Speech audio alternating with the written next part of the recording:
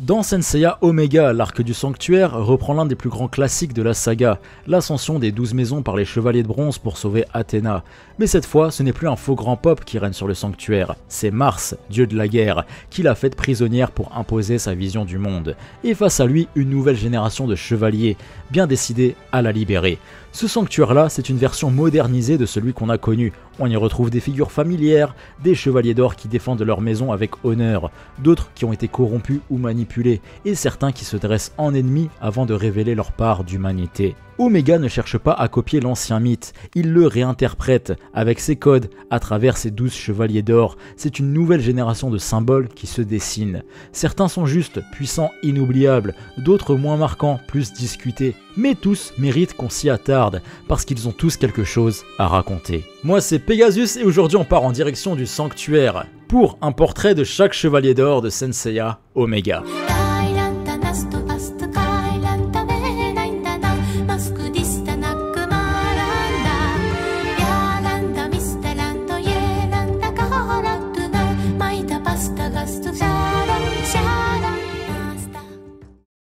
Kiki, c'est un visage qu'on connaît depuis toujours. Dans la série originale, il était ce gamin espiègle, témoin des plus grands combats, déjà loyal, déjà courageux. Dans Omega, il est devenu chevalier d'or du bélier, et cette évolution paraît naturelle, comme une évidence. Il a hérité de la sagesse de l'armure de son maître Mu, de son calme, de sa posture de gardien. Il répare les armures lui aussi, utilise les mêmes techniques et incarne à son tour ce rôle de passeur entre les générations. Ce qui frappe chez lui, c'est sa droiture. Dans un sanctuaire corrompu par Mars alors que beaucoup d'autres chevaliers d'or ont cédé, Kiki est un des seuls fidèles à Athéna, fidèle à ses idéaux, fidèle à lui-même. Il agit toujours avec la sagesse et la justesse qu'on connaît aux chevaliers du bélier. Kiki est un mentor pour la nouvelle génération, un pilier discret mais solide. Et on sent que derrière ce regard calme, il y a une puissance immense, retenue, souvent, mais même sans démonstration de force. Kiki s'impose par sa présence, son charisme et l'héritage qu'il incarne. Il est le lien entre les anciens et les nouveaux, et rien que pour ça, il est l'un des plus grands chevaliers d'or de cette époque. Et franchement, voir ce petit gamin espiègle qu'on a connu devenir un chevalier d'or avec autant de charisme et de sagesse, en tant que fan, ça fait quelque chose. Harbinger, c'est l'image même de la force brute, un monstre de puissance, une masse de muscles et de coups de poing, un mur vivant à l'image des autres chevaliers d'or du taureau qu'on a connus. Mais ce serait une erreur de le réduire à ça. Derrière cette violence, derrière son rire de voyou et ses provocations, il y a un passé. Après une enfance difficile et la perte d'un œil, il s'est tourné vers une vie de crime et de violence, cherchant à devenir le plus fort. Il a développé un style de combat brutal basé sur la rupture des os qu'il considère comme l'un des plus beaux sons. Un gosse qui a grandi en apprenant que seule la force pouvait le protéger. Alors il s'est enfermé dedans, il en a fait son armure, il est devenu un bulldozer pour ne plus jamais être faible. Et pourtant, au fond de lui, Harbinger n'a jamais cessé d'évoluer. Il commence l'histoire comme un chevalier d'or presque cynique, obéissant sans vraiment croire. Mais le contact avec les chevaliers de bronze va le changer. Il les teste, les provoque, les frappe. Et petit à petit, il les respecte. Parce qu'ils se battent avec un cœur qu'il avait trop profondément enfoui. Jusqu'au jour où il devient lui aussi un vrai protecteur. Son duel contre Titan est un moment clé de l'anime. Harbinger ne combat plus pour lui, il combat pour défendre, pour transmettre, pour montrer qu'il a dépassé sa propre rage. Et ce discours qu'il lâche face à Titan, juste avant de briser son épée, c'est un frisson, une déclaration de puissance, mais aussi de guérison, un combat qui est vraiment resté dans les mémoires. Harbinger n'est pas juste fort, il est vrai, brut, honnête, blessé et magnifique. Et dans l'univers de Omega, il incarne cette idée qu'un homme peut changer, peut grandir, même s'il vient de très loin. Et cette bravoure sera récompensée car Harbinger, ce gamin des bas-fonds qui ne croyait en rien d'autre qu'en la force de ses poings, finira par atteindre le sommet du sanctuaire. Combat après combat, il aura forgé bien plus que sa puissance, une sagesse, une droiture, un véritable sens du devoir, au point d'être choisi pour devenir grand pop, une ascension aussi brutale que bouleversante. La maison des Gémeaux a toujours incarné la dualité, mais avec Paradox et Integra, cette dualité devient chair, devient famille, devient drame. Deux sœurs, deux visions du monde, deux destins liés par l'armure d'or, et par un amour qu'elles ne savent plus comment exprimer. Paradox, c'est celle qu'on découvre en premier, chevalier d'or nommé par Mars, elle fascine autant qu'elle trouble. Dans sa jeunesse, elle est tombée amoureuse de Shiryu, un amour puissant, dévorant, auquel elle s'est accrochée comme à une vérité. Dans l'arc du sanctuaire, elle a tenté de retrouver ce même amour en la présence de son fils, Ryuo. Mais cet amour, détourné, devient un poison et la fait sombrer. Bon, elle est quand même vachement chelou cette meuf, c'est une tarée, mais ce qui la rend aussi intéressante justement, c'est sa folie. Paradox porte bien son nom puisqu'elle a une double personnalité dont l'une se manifeste comme une jeune femme douce, raffinée et aimante qui se fait appeler le paradoxe de l'amour, et l'autre se manifeste comme une incarnation courroucée de la haine et se fait appeler le paradoxe de la haine. Le paradoxe de l'amour est une femme égoïste ne croyant qu'en sa propre forme d'amour avide et trop affectueuse envers ses adversaires. Le paradoxe de la haine est tout le contraire. Pendant les combats, elle est très impitoyable et vengeresse, cherchant à mettre fin à la vie de ses adversaires dès qu'ils refusent son amour. Après sa défaite face à Ryuo et la chute de Mars, Paradox est emprisonnée. Pourtant, son histoire ne s'arrête pas là. Elle rejoint ensuite les Palassins et combat désormais pour la déesse Pallas. De l'autre côté, sa sœur Integra est choisie pour porter l'armure des Gémeaux à son tour. Integra, c'est la droiture, l'honneur, la fidélité à Athéna, un contraste total avec l'errance de Paradox. Leur affrontement dans l'arc Pallas est d'une intensité folle. Ce n'est pas juste un combat technique, c'est une lutte entre deux cœurs blessés. Mais derrière la rage, derrière les blessures, il y a encore de l'amour. Un amour qui va ressurgir et guérir. Car au final, les deux sœurs se réconcilient, se battent côte à côte contre Gallia, et Paradox se sacrifie pour sauver sa sœur. Elle meurt comme elle n'avait jamais vécu, le cœur apaisé, libéré du poison de l'obsession, porté par l'amour de sa sœur. Et ce dernier geste, ce pardon silencieux, fait d'elle l'un des personnages les plus bouleversants de Omega. Schiller est le maître de la mort et de la création. Il parle comme un acteur, se comporte comme un marionnettiste, joue avec les âmes comme on jouerait une scène sur les planches d'un théâtre maudit. Mais très vite, on comprend que ce masque grotesque cache bien plus qu'un simple goût pour le macabre. Schiller du cancer a grandi dans la misère la plus totale, dans un monde sans tendresse où seuls les plus forts survivent. Alors, il a fait un choix. Embrasser sa cruauté, faire de sa force une carapace, devenir un prédateur avant d'être une victime. Et c'est ça qui le rend fascinant, car derrière sa brutalité, on devine une autre vérité, celle d'un enfant qui aurait pu être différent s'il avait grandi dans un monde un peu moins cruel. Schiller, c'est le reflet noir de ce que la souffrance peut faire d'un être humain. Là où Yuna, qui l'affronte dans l'arc du sanctuaire, qui a connu une enfance plus ou moins similaire, a choisi de protéger, lui, au contraire, a choisi d'écraser. Deux destins brisés, deux réponses opposées à la douleur. Et pourtant, il ne faut pas le sous-estimer. Schiller maîtrise à la perfection les techniques du chevalier du cancer et navigue entre le monde des vivants et celui des morts comme s'il en était le maître. Schiller, c'est pas juste un antagoniste, c'est un rappel brutal. Parfois, ce n'est pas le cœur qui est mauvais, mais l'environnement autour qui l'a brisé. Dans un premier temps, Mycène est présenté comme un antagoniste, un chevalier d'or fidèle à Mars, prêt à barrer la route aux héros. Mais très vite, on comprend que son allégeance ne va pas à un dieu tyrannique, elle va à un homme, à Ludwig, l'humain derrière Mars. Il incarne aussi un rôle de mentor pour Eden, celui qui l'entraîne, qui veille sur lui dans l'ombre, quand Mars, son propre père, l'ignore et l'abandonne à sa solitude. C'est là toute la complexité du personnage. Ce n'est pas un fanatique, c'est un chevalier droit, juste, qui croit encore que Ludwig peut sauver le monde. Il n'est pas là pour dominer, mais pour protéger, et tant que cet idéal tient, il se battra. Mais face à Haruto et Soma, ce mur de conviction commence à se fissurer, car ces deux jeunes chevaliers, portés par leur volonté, leur amitié et leur rage de vivre, vont lui faire entrevoir une autre voie. Leur combat est symbolique, ce n'est pas celui d'un maître contre des apprentis, ni d'un ennemi contre des héros, c'est celui d'un homme qui doute face à deux garçons qui n'ont pas peur d'espérer. Et cette espérance, Mycène la ressent, elle résonne dans son cœur. Il décide de se retirer du combat, car la victoire des deux chevaliers de bronze n'est pas physique, mais morale. Ému par la démonstration de puissance de Haruto et Soma, Mycène s'en ira voir Médée, prêt à tuer la vraie source du mal. Néanmoins, il fera face à Amor des Poissons qui le tuera sans pitié. Mycène est un lion, fier, fort, loyal, mais il est surtout un homme prêt à remettre en question ses choix. Un mec prêt à reconnaître la lumière quand elle surgit du regard des autres. Et franchement, Mycène restera comme l'un des chevaliers d'or les plus stylés de Saint Seiya Omega. Fudo se démarque des autres chevaliers d'or par sa solitude, sa puissance brute, mais surtout par sa spiritualité.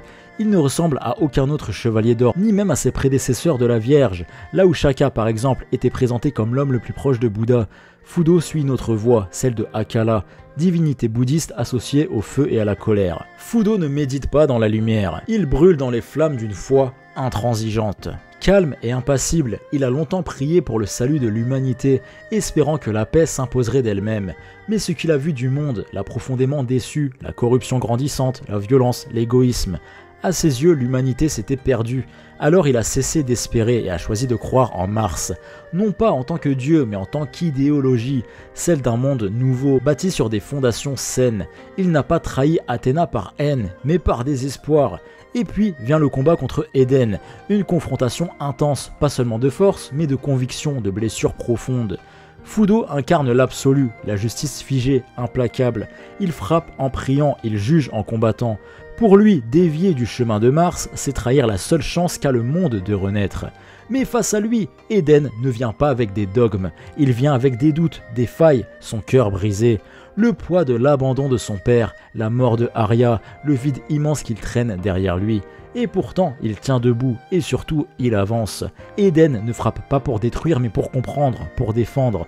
Et dans cette sincérité, dans cette lumière née de la douleur, Fudo ressent quelque chose. Un éclat d'humanité, une vérité.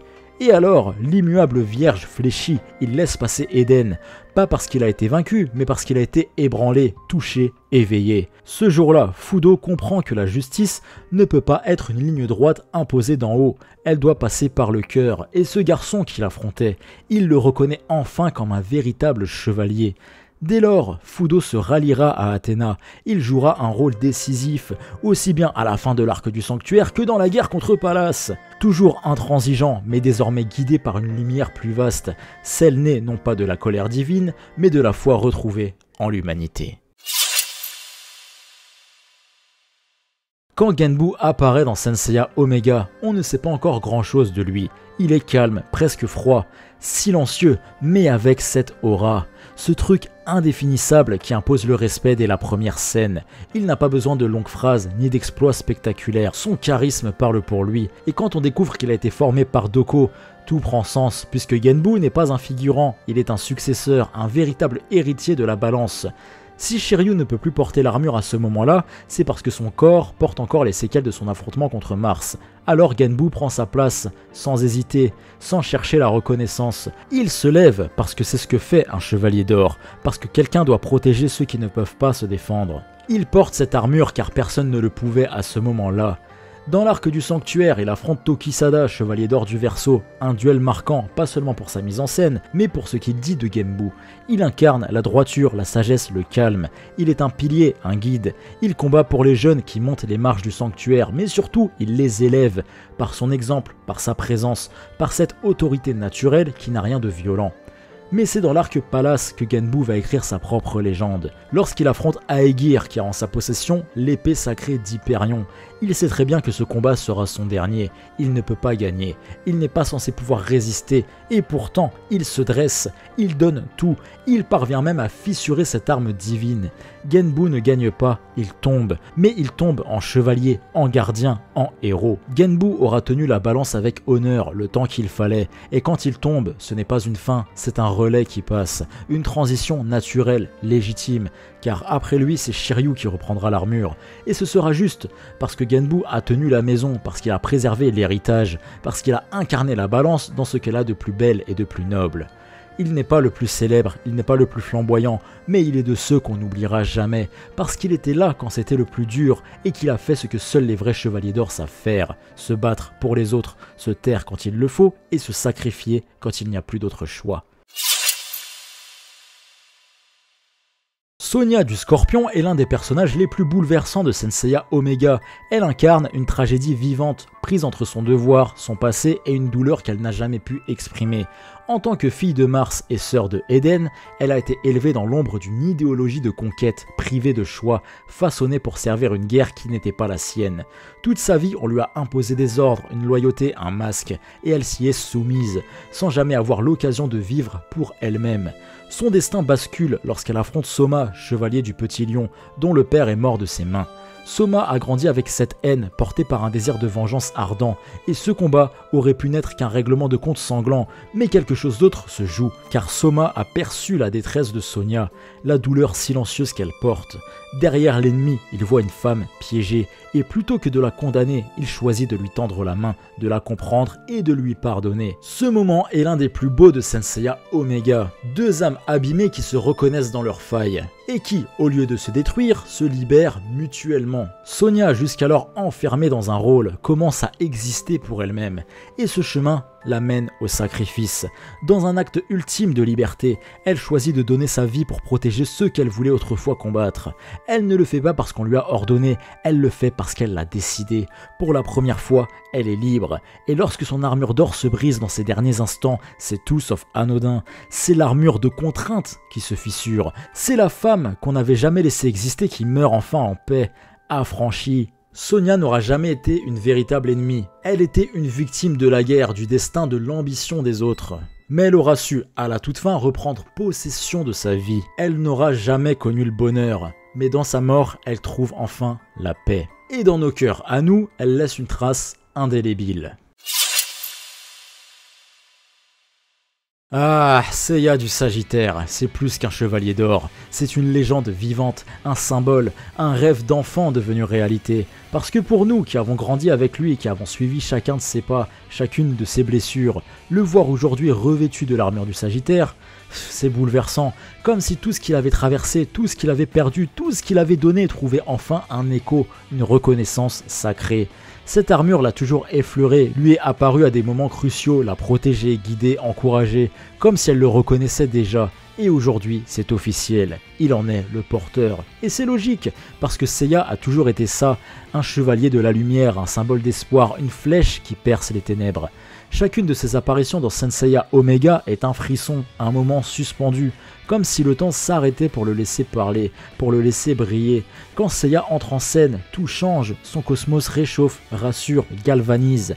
Il n'est plus simplement le chevalier de Pégase qu'on a connu, il est devenu un repère, une lumière dans la tempête.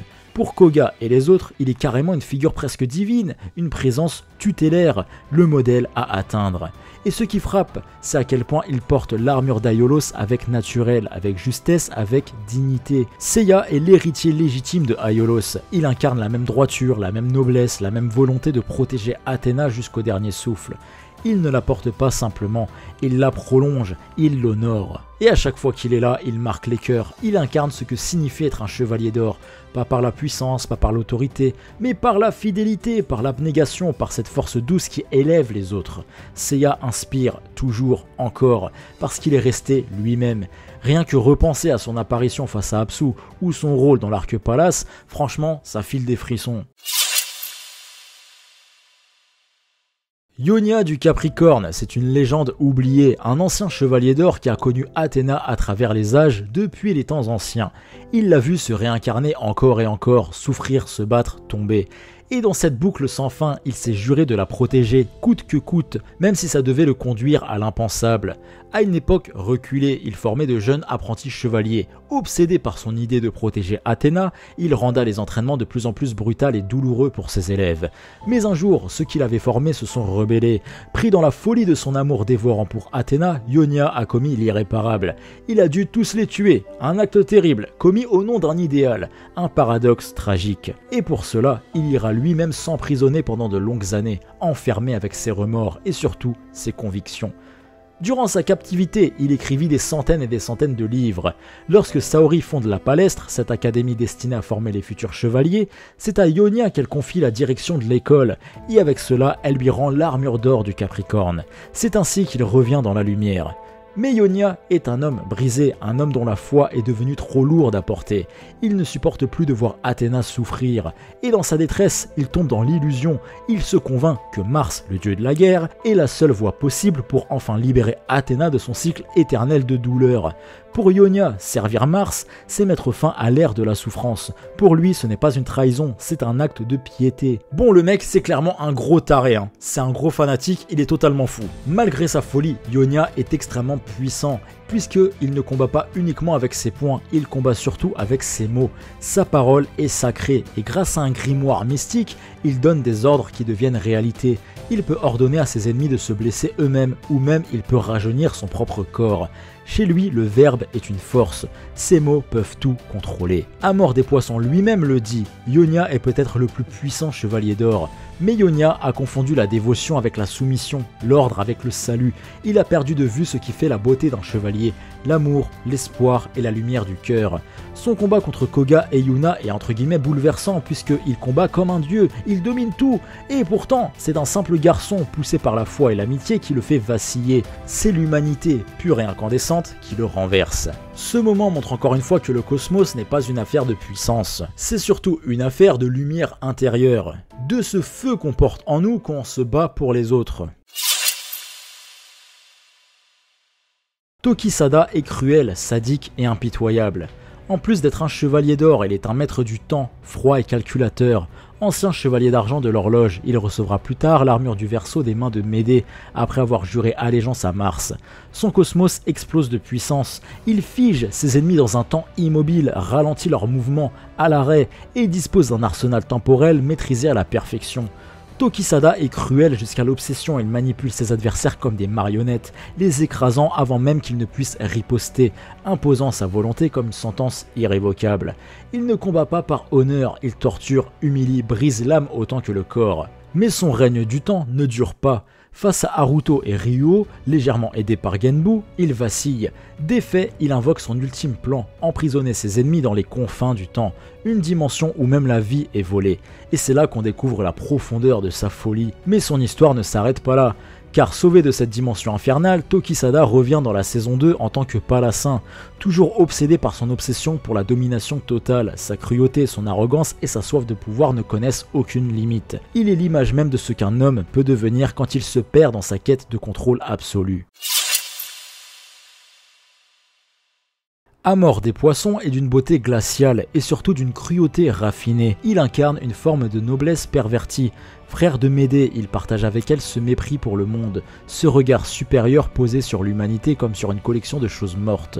Mais là où Médée est feu et manipulation, Amor est silence et élégance létale. Derrière son masque d'aristocrate inébranlable se cache une dévotion malade, presque amoureuse envers sa sœur. Tout son être semble tourner vers elle, comme s'il n'existait qu'à travers ce lien limite incestueux, empoisonné, mais total. Amor n'est pas un homme libre, c'est un pantin, fait de grâce et de douleur, prisonnier d'une loyauté si intense qu'elle en devient monstrueuse. Malheureusement pour lui, ce dévouement absolu pour sa sœur n'aura été qu'un long mensonge, car Médée, manipulatrice jusqu'au bout, le trahira sans remords, le sacrifiant froidement pour permettre la résurrection d'Apsu, le dieu des ténèbres. À cet instant, tout s'effondre. L'homme qui pensait exister par amour découvre qu'il n'était qu'un pion dans un jeu plus vaste. Et cette trahison donne à Amor une profondeur tragique, celle d'un homme qui s'est perdu pour une cause indigne. Mais ne soyons pas dupes, Amor est aussi un monstre de puissance. Peu de chevaliers d'or dans Omega atteignent son niveau. Déjà, il a tué Mécène, chevalier d'or du lion, sans difficulté, et ses techniques aussi sont terrifiantes. Il peut manipuler la gravité elle-même, emprisonner ses adversaires, et surtout il est capable d'invoquer les 4 empereurs de Mars, Diane, Vulcan, Bacchus et Romulus. C'est une dinguerie. Amor, c'est l'alliance de la beauté et de la mort, de l'élégance et de l'agonie. Il incarne une loyauté poussée à l'extrême jusqu'à l'annihilation de soi. Un homme tombé amoureux d'une chimère, broyé par celle qu'il voulait protéger. Dans Saint-Seiya Omega, les chevaliers d'or sont différents, moins idéalisés, moins figés dans le marbre de la légende. Ils doutent, ils se trompent, ils trahissent, mais ils aiment, ils souffrent, ils cherchent, ils vivent. Et c'est pour ça qu'ils fascinent. Chacun d'eux incarne une facette du monde, la rigueur, la folie, la dévotion, l'arrogance, le sacrifice, la peur, l'espoir. Certains sont de véritables légendes vivantes, plusieurs sont des fumiers et d'autres sont des tragédies. Mais tous, d'une manière ou d'une autre, illuminent cette série de leur éclat singulier.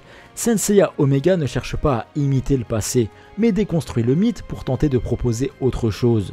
Et à travers ces nouveaux chevaliers d'or, cet animé nous rappelle que l'héritage de Saint Seiya n'est pas une statue immobile, mais une flamme qui passe de génération en génération, qui change de forme, de voix, de visage, mais qui ne s'éteint jamais. Alors peut-être qu'ils ne sont pas nos chevaliers d'or, peut-être que pour certains ils ne le seront jamais, mais ils sont ceux d'une nouvelle ère. C'était Pegasus au rapport, merci d'avoir voyagé avec moi à travers les 12 maisons du Zodiaque. Et n'hésite pas à me partager en commentaire ton chevalier d'or favori de Saint Seiya Omega. Et surtout, réponds à cette question. Est-ce que toi aussi, tu as déjà ressenti la Cosmo Énergie ?